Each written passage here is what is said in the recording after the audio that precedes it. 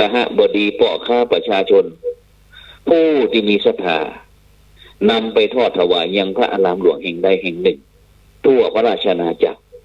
ยกตัวอย่างบอกว่าอย่างในเชียงใหม่เขาก็เป็นวัดพระสิงห์กะวัดสวนดอกวัดเจ็ดนอดวัดเจดีย์หลวงวัดพระธาตุดอยสุเทพวัดดอยสะเก็ดวัดพระธาตุสีจอมทองวัดตาตอนนี่นะต่างๆเหล่านี้ศรัทธาญาติโยมของกฐินพระราชทานได้ขอรับผ้ากฐินจากพระบาทสมเด็จพระเจ้าอยู่หัวเปิดห้องว่ากฐินพระราชทานถึงกฐินพระราชทานแล้วก็นึกถึงวัดพระสิงห์วรมหาวิหารซึ่งปีนี้การศึกษานอกโรงเรียนรับได้รับพระราชทานผ้ากฐินพระราชทานมาทอดถวายที่วัดพระสิงห์วรมหาวิหารในวันเสาร์ที่17วันเสาร์ที่17ตุลานี้เด้อบรรดาท่านผู้ฟังทั้งหลายกฐินพระราชทานเวลา9 โมงที่วัดพระสิงห์วรมหาวิหารซึ่งก็หลังจากที่พระวิหารหลวงได้ปิดการบูรณะซ่อมแซมตอนนี้ก็จะเปิดใจในช่วงกฐินนี้แหละฉะนั้นก็ประชาสัมพันธ์เชิญชวนบรรดาท่านผู้ฟังทั้งหลายมาร่วมกฐินพระราชทานส่วนกฐินที่4กฐินลาดถึงกฐินพระราชทานแล้วก็หลังจากวัดพระสิงห์แล้วก็จะเป็นกฐินสามัคคีที่วัดพระครูเฉลิมพระเกียรติซึ่งเป็นวัดสาขาวัดพระสิงห์ที่จะอยู่ใกล้ๆติดกับวัดปราสาทซึ่งก็กำลังบูรณะปฏิสังขรณ์เป็นวัดล้างก็จะยกขึ้นเป็นวัดที่มีพระภิกษุสามเณรจำพรรษาต่อไปในอนาคตฉะนั้นก็ในภาคเจ้ากฐินพระราชทานที่วัดพระสิงห์วรมหาวิหารในช่วงบ่าย3 โมงหรือว่า15 นาฬิกาก็กฐินสามัคคีทอดที่วัดพระครูต้นยางเฉลิมพระเกียรติถึงกฐินลาดที่4ก็คือได้แก่กฐินที่ราษฎรผู้มีศรัทธาจัดขึ้นเป็นการส่วนตัวแล้วนำไปทอดณวัดใดวัดหนึ่งซึ่งเป็นวัดลาดเป็นวัดที่ราษฎรสร้างขึ้นวัดลาดอย่างที่อย่างกันง่ายอย่างวัดหมื่นเงินกองวัดเมทังวัดแหมหลายๆวัดปราสาทวัดปลาบองวัดอิมทาขินเองต่างๆเหล่านี้บรรดาท่านรู้ก่อนทั้งหลายวัดดวงดีวัดดอกเอื้องวัดอย่างต่างๆเหล่านี้ตอนนี้ก็เป็นห้องว่ากฐินลาดสามารถไปวัดใดวันหนึ่งวัดเหล่านี้ได้ส่วนกฐินสุดท้ายก็คือกฐินสามัคคีกฐินสามัคคีก็คือกฐินที่คณะบุคคลผู้มีศรัทธาร่วมแรงร่วมใจกันสละทรัพย์จัดขึ้นแล้วนำไปทอดถวายยังวัดที่ตนมุ่งหมายบ่ได้จัดเป็นบุคคลแต่จัดเป็นคณะบุคคลอย่างที่ผู้จัดเองได้ร่วมกับคณะศรัทธาญาติโยมตั้งเฟซตั้งไลน์จัดกฐินสามัคคีออนไลน์ที่จะไปทอดถวายที่วัดอินทปัญญารามบ้านกองฝ่ายตำบลบ้านปินอำเภอรองจังหวัดแพร่ซึ่งเป็นวัดบ้านเกิดแล้วก็ผู้จัดเองได้ร่วมกับคณะศรัทธาญาติโยมได้สร้างวัดนี้ขึ้นถวายไว้ในพระพุทธศาสนาซึ่งเป็นวัดถิ่นกำเนิดถิ่นบิดรมารดาแล้วก็ของผู้จัดเองซึ่งกำหนดก่อนในวันอาทิตย์ที่11 ตุลาคมก่อนวัดพระสิงห์สักน้อยหนึ่ง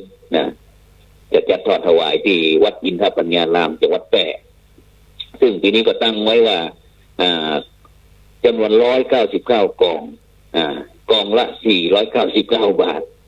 ตอนนี้ก็ประกาศไปเหมือนกันบอกปิดรับสมัครแล้วแต่ก็ยังมีคณะศรัทธาญาติโยมที่หลั่งไหลจับจองเข้ามาก็ประมาณ200 กว่ากองซึ่งก็ได้รับเนื้อนาบุญจากท่านคุณชาญเอ็ดเวิร์ดคุณวราพรวอคณะอุบาสกอุบาสิกาวัดพระสิงห์ UK ประเทศอังกฤษเปิดบอกว่าอันโยมขอเป็นประธานกฐินเด้อท่านแรกๆนั้นก็คิดว่าจะโปะวิโยมป่อได้เป็นนั่นทอดเป็นประธานทอดกฐินสักปีหนึ่งแต่ปีนี้ก็คุณโยมชาญเอ็ดเวิร์ดกับคุณโยมวราพรแยกไปก่อนคงจะเป็นปีหน้า เพราะว่าป่อนี่ก็80 กว่าปีแล้วอายุก็หนักขึ้นก็อยากจะได้ทำสิ่งดีๆครั้งหนึ่งในชีวิตที่เกิดมาบนโลกพื้นนี้ฉะนั้นก็กฐินเรื่องกฐินนี่ก็เลยอยากจะเชิญชวนบรรดาท่านผู้ฟังทั้งหลายเนี่ยได้รวมด้วยช่วยกันในช่วงนี้ก็อาจจะ มีสองบุญสองกุศลมีการประเกิดเอิ้นบอกกล่าวในการบุญการกุศลรายการรายงานต่างๆนะก็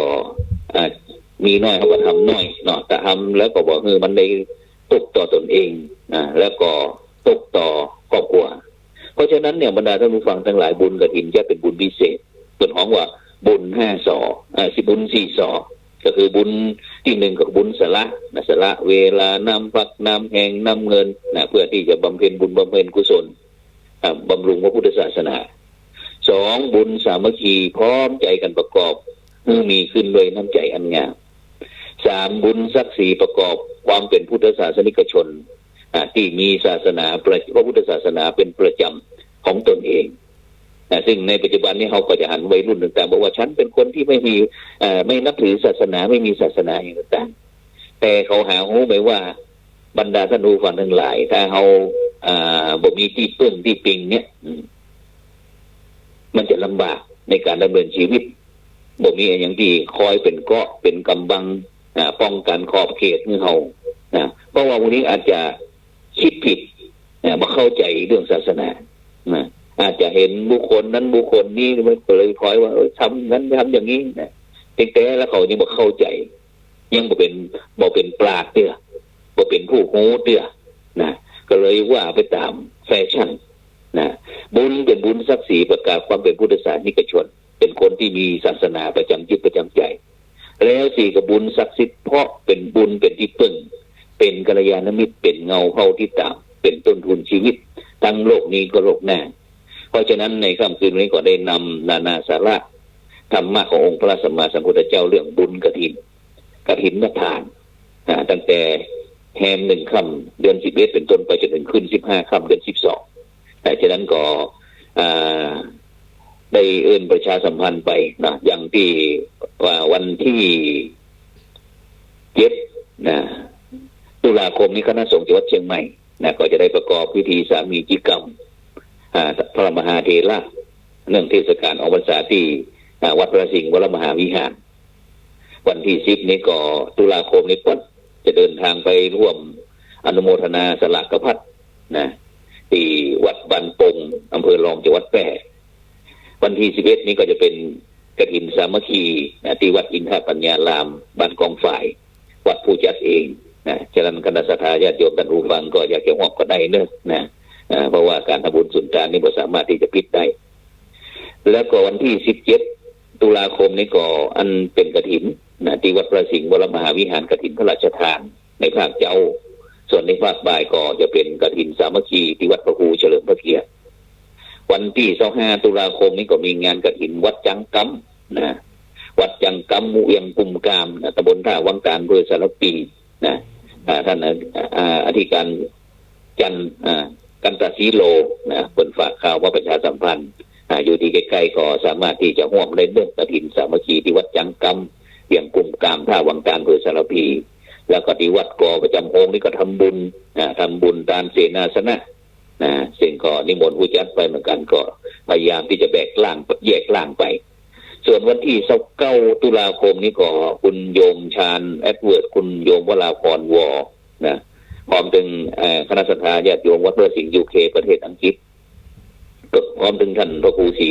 สิงหกิจวิเทศน้องบ่าวสหธรรมิกท่านพระครูศรีสิงหกิจวิเทศท่านอาจารย์พระมหาธีรศักดิ์ผู้ช่วยเจ้าวัดพระสิงห์นี่ก็จะได้นำกฐินไปทอดถวายที่วัดบ้านเกิดเหมือนที่วัดตันชุมอำเภอท่าวังพาจังหวัดน่านฉะนั้นก็บรรดาท่านผู้ฟังก็สามารถที่จะร่วมอนุโมทนาสาธุการได้โดยเฉพาะก็ย้ำ1 กำ 1วันพรุ่งนี้ก็เป็นวันอาทิตย์เป็นวันหยุดการเรียนการสอนแก่วันพรุ่งนี้ศูนย์ศึกษาพระพุทธศาสนาวันอาทิตย์วัดพระสิงห์วรมหาวิหารนั้นก็เปิดการเรียนการสอนตามปกติเปิดการเรียนการสอนตามปกติแล้วก็ท่านใดที่มีความประสงค์อยากจะมาเรียนภาษาจีนภาษาญี่ปุ่นภาษาอังกฤษ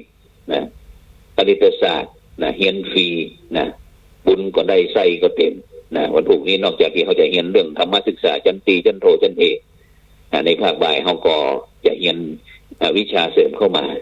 ฉะนั้นก็ได้รับความเมตตาจากพระเดชพระคุณหลวงพ่อพระเดชสิงหวราจารย์ คณะสงฆ์คณะศรัทธาวัดพระสิงห์วรมหาวิหารนั้นก็ได้จัดเข้ากล่องเลี้ยงเยาวชนเด็กละอ่อนพร้อมเป็นผู้ปกครองในนามศูนย์ศึกษาพระพุทธศาสนาวันอาทิตย์วัดพระสิงห์วรมหาวิหารสิ่งผู้จัดเองก็เป็นผู้อำนวยการ เป็นครูผู้สอนเป็นนักการพะโลงตัวนะแต่ก็วันนี้ก็ดีใจบอกว่าจะเป็นตึงแม่ครูยาคณะผู้ปฏิบัติธรรมวัดพระสิงห์วรมหาวิหารก็พระอาจารย์ เมื่อไรโยที่จะหาเวลาไปทำวัฟเฟอร์เลี้ยงละอ่อนสิ่งทุกวันอาทิตย์ก็ได้รับความเมตตาจากหลวงพ่อพระครูวิธานวรกิจผู้ช่วยเจ้าอาวาสวัดพระสิงห์วรมหาวิหารที่ปรึกษาศูนย์ศึกษาพระพุทธศาสนาวันอาทิตย์วัดพระสิงห์รับเป็นเจ้าภาพเลี้ยงไอศครีมกะทิสด บางเตียงบางไข่ตันพอน้อยเหมือนกันนะฉะนั้นก่อนในค่ำคืนนี้กับเวลาหมดเวลานำรายการจากบรรดาท่านผู้ฟังไปก่อนวันพรุ่งนี้วันพรุ่งนี้เขาก็ป้ากันทำกรรมหนึ่งฉะนั้นก็บุญในกุศลใดที่ท่านทั้งหลายได้กระทำตั้งแต่อดีตจนปัจจุบันก็ขอให้เป็นผลสะท้อนย้อนมหาคณะสัตยาญาติโยมทุกท่านอยู่เย็นเป็นสุขรับดีฝันดีมีเงินใจไปโลคาปัญญาที่อายุมันยืนยาว100 สาวกบเข้าพรรษาอยู่กำจูพระพุทธศาสนาให้มีความมั่นคงกู้โลกแล้วก็กู้ประเทศไทยตลอดไปวันพรุ่งนี้วันที่พบกันใหม่สำหรับในค่ำคืนวันนี้ขอกล่าวเขาว่าธรรมะสวัสดิ์